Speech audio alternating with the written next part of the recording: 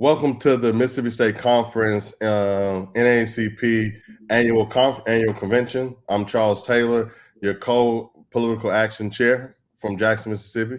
Hey, everybody. Good to see you all, at least virtually. I'm Marcus Williams, the political action co-chair, and we've had a busy year. 2020 was certainly for political engagement and political activism. We've had the 2021 municipal elections where we saw across the state more Black and brown people were elected to office, which is a beautiful thing. We also saw in 2021, we had special elections across the state for judges, for sheriffs here in Hinds County. We had also a lot of other special elections in 2021 for Senate seats, as well as for House of Representative seats from East Mississippi, Southwest Mississippi to the Delta. So this was a busy year in 2021 for political engagement. And I want to thank all the chapters across the state, because in your local communities, you were hosting forums and getting voters involved and getting voters educated, which is so important to making sure that they are active and going out to vote. In special elections, it's always tough to get that turnout up. And so we're glad to see that our local chapters were doing their part by making sure folks were educated with forums and everything that. Now, 2022 is also a year where we have elections. We will have the midterm elections federally, as well as we will have state judicial races. So we'll have our county court judges, our circuit court judges, our chancery judges, some court of appeals judges, Supreme Court judges will be on the ballot in 2022. So it's important that we continue the momentum, we continue working and spreading the movement so that everybody knows that NAACP is active politically in terms of making sure our people are aware of the candidates that support issues, that support our causes. Thank you for that, Marcus. And, as Marcus was talking about those elections, the thing that I cannot start thinking about is two things. One, the census that we had in 2020. We were able to get the data back.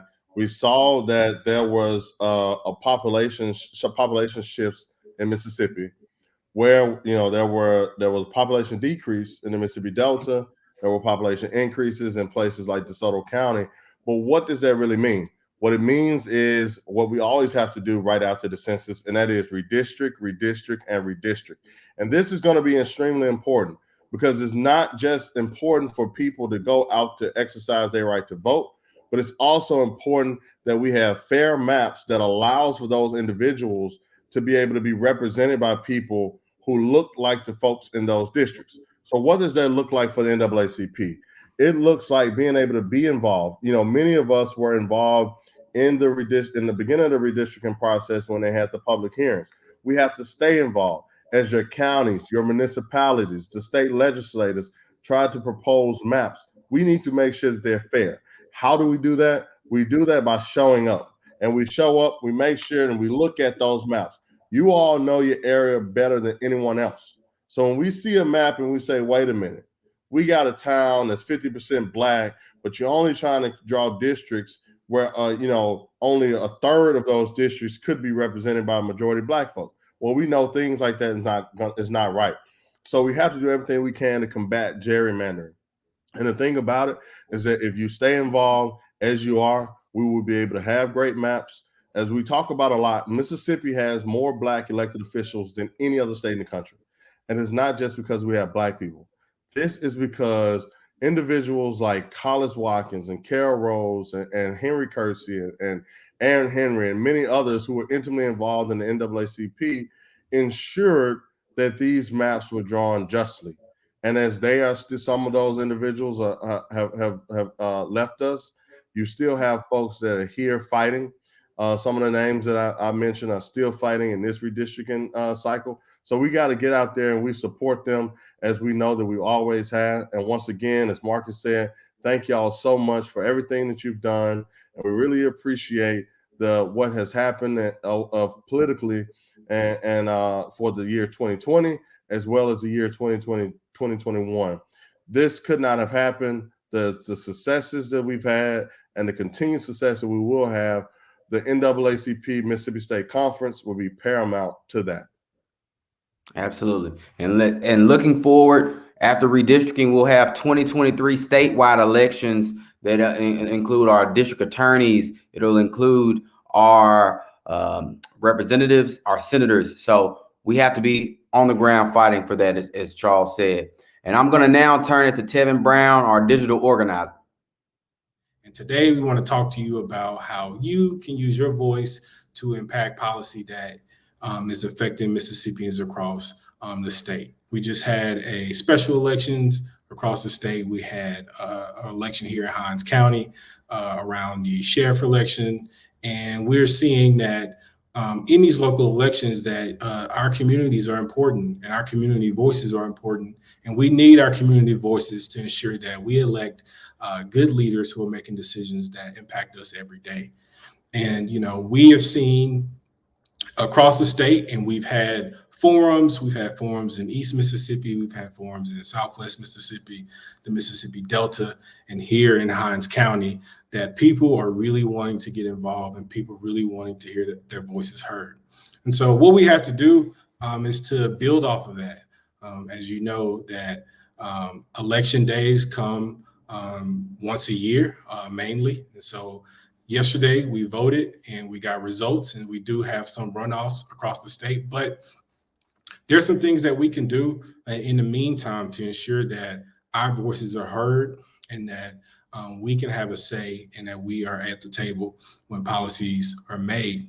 And at the very least, that our legislators, our lawmakers, our state leaders know that they are held accountable and that they can't just make decisions without hearing from us first. And so coming up in this legislative session, we have numerous issues that are extremely important that we really need to be involved in, and that we really need our community to come together to discuss these things, not only amongst each other, but with our lawmakers, so that we can make the best decisions, that we can help them make the best decisions, but ultimately that we can let them know that they are accountable to us.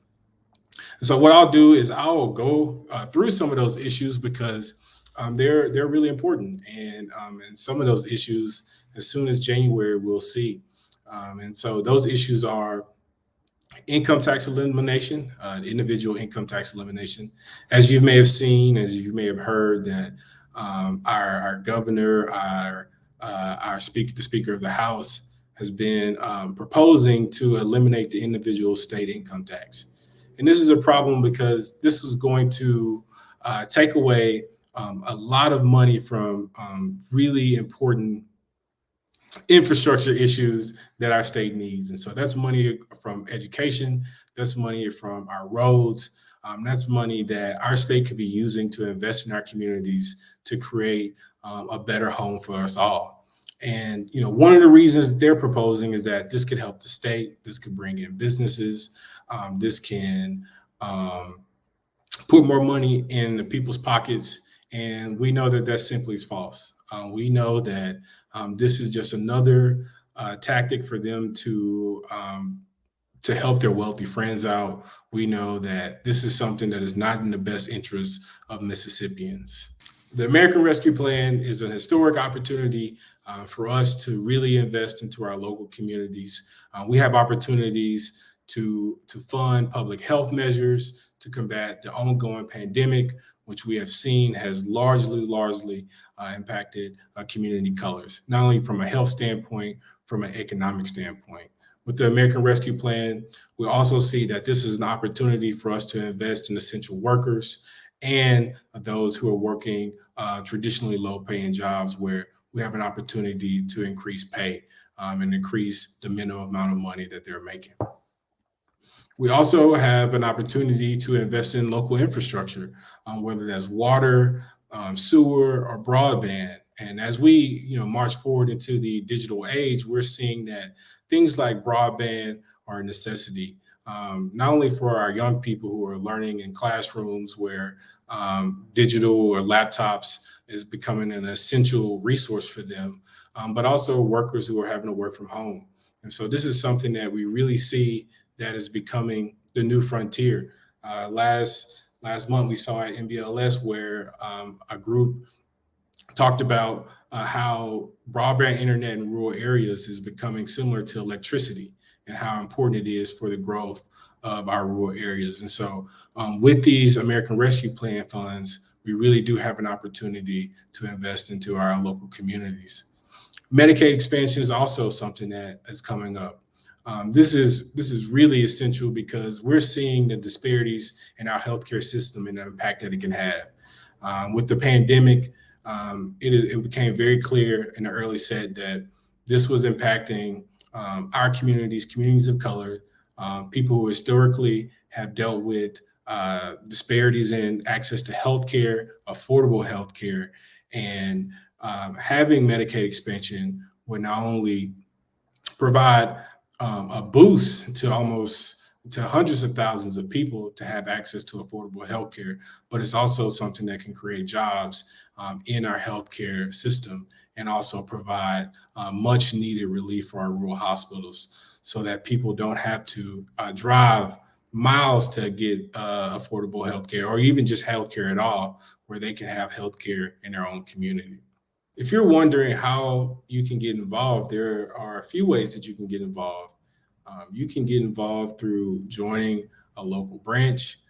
You can get involved by subscribing to our mailing list. But beyond that, you can get involved by basically volunteering to show up at one of our upcoming events. And so closing out the year, we'll be having events to showcase and to talk more in depth about the different legislative issues that we're going to face.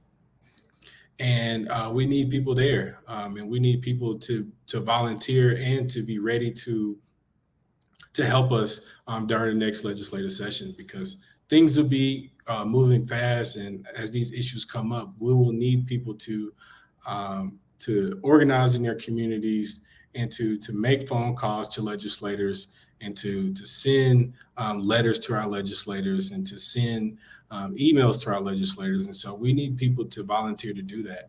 And so we'll be there to help and to provide trainings to get you started and to be able to help give you what you need to be able to do that comfortably in your community. And so we need your help in doing that. And so you can get plugged in doing that. And so if you feel more comfortable making phone calls, then we obviously can make sure that that's something that you're able to do. Or if you want to write letters or to help send emails, if you're more comfortable doing that, then there's an opportunity to do that. And so we are really looking forward to that, and we really need that as we move forward into the legislative issues, the legislative session. So like I said in the beginning, these issues are really important, and we're going to need all the help we can get to ensure that we get to the best policies passed, and that the policies that are going to impact us in a negative way aren't passed. And the best way to do that is to ensure our voices are heard. And so we'll have community meetings, we'll have legislative previews coming up. And so the best way to stay up to date with that is to follow us on our social media accounts, join our mailing list, to be on the lookout in your community when we're there, and join us when we have in-person events or online events, so that you can participate and that you can help us. That was a wonderful presentation that we heard from Tevin Brown. Digital organizing is extremely important to the work that we're doing in the Mississippi State Conference, especially in the wake of COVID.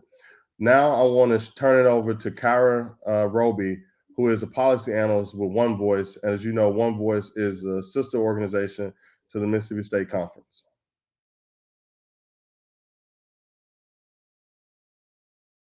So basically, there have been growing calls, increased calls to eliminate the individual income tax. It's not just in Mississippi. We see this in a lot of Republican-led states.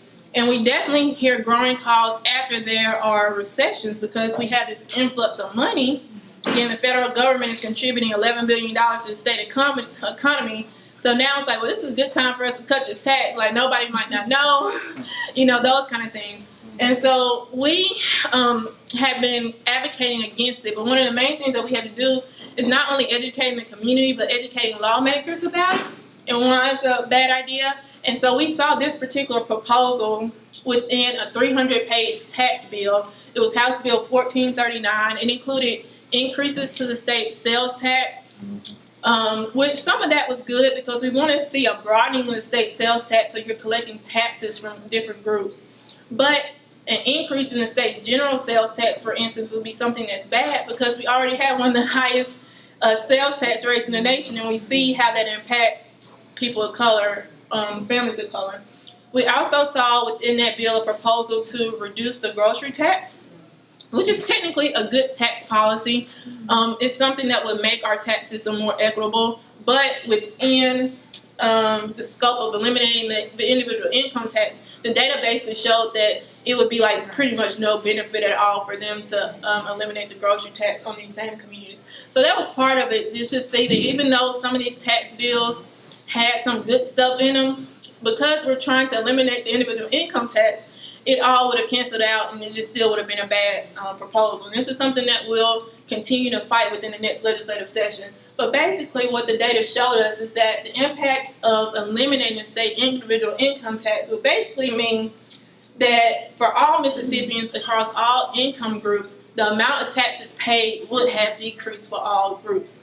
But when you see the little rectangles, for the lowest 20% of individual income earners, their tax change would have only decreased by 0.2%, whereas the state's top 1% of income earners, their tax rate would have been reduced by 3.4%. So it's basically a tax cut for the wealthy. We saw also that the average tax change for these income groups, was what we heard a lot, was like, it'll save people money. Again, there would have been some money saved against all individual income groups. But for the state's lowest 20% of income earners, they would have only received about $20 in savings from this particular proposal. The average Mississippian would save about $600, and then the state's top 1% of income earners, would save about $31,000. And again, we see who benefits from this particular policy. And then when we look at who actually, so that's kind of how all of these tax policies play out. And again, the tax policy is important because we're generating tax revenue to help fund the government. And again, when we're talking about the racial impacts of it and where Black families, for example, fall within these income groups, we see that the burden for funding the government is falling on these families. But when we talk about the policies that we want to put in place, we can't get those, even though we have the burden of funding the government. And so that's when we talked about in the beginning about government being accountable to the people who's funding the government. This is what we're talking about, because lower and middle income earners, who are the majority Black and Hispanic earners, are sharing a larger burden for doing this. There'll be some tax policy. The individual income tax elimination is definitely something that'll come up in the next legislative session. Again, it's just kind of how it's packaged and what we see. But this is one of the big ones where it's kind of clear. And again, this is a tax that generates $2 billion a year. And so when we're talking about funding education or funding all these different things, we want to, think about how do we replace this revenue.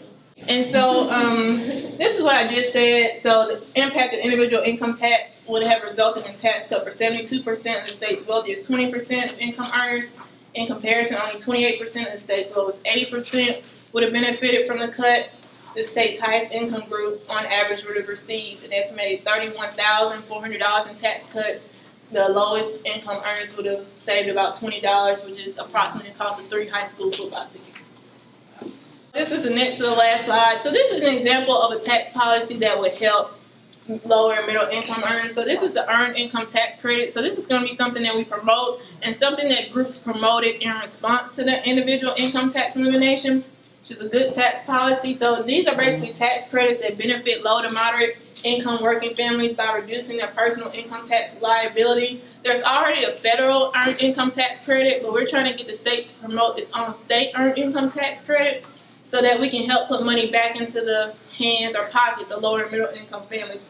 So this graph is similar to what we saw before, but if you can tell, the average percent of families receiving the tax cut will fall actually on the lowest percent, 20% of the lowest 20% of income earners. which is the opposite of what the individual income tax would do. And then the average reduction in tax amount for those with the cut would range between around $300 for the lower and middle income families. So these are how different tax policies affect different income groups at different levels. And again, these would be the income groups that are disproportionately Black, Hispanic families. And so that's just an example how all that budget and tax stuff collide. Again, I mentioned that there are common sense, effective ways to promote equity through state tax and budget policy. So some of the ways to do that through the tax code is to implement a more graduated personal income tax structure. So we want to actually increase the amount of taxes paid on the state's wealthiest income earners. We want to make sure everyone's paying their fair share. We can eliminate the retirement income tax and other exemptions for the wealthy. We want to reduce the state's reliance on sales taxes, broaden the state's corporate income tax base, restoring an estate tax on high levels of wealth. So these are things that can be done to help increase tax revenue. And again, make sure everyone pays their fair share. Thank you all so much. Again, we appreciate you, and we look forward to continuing our successes and building on the ground that we've laid. Absolutely. Thank you.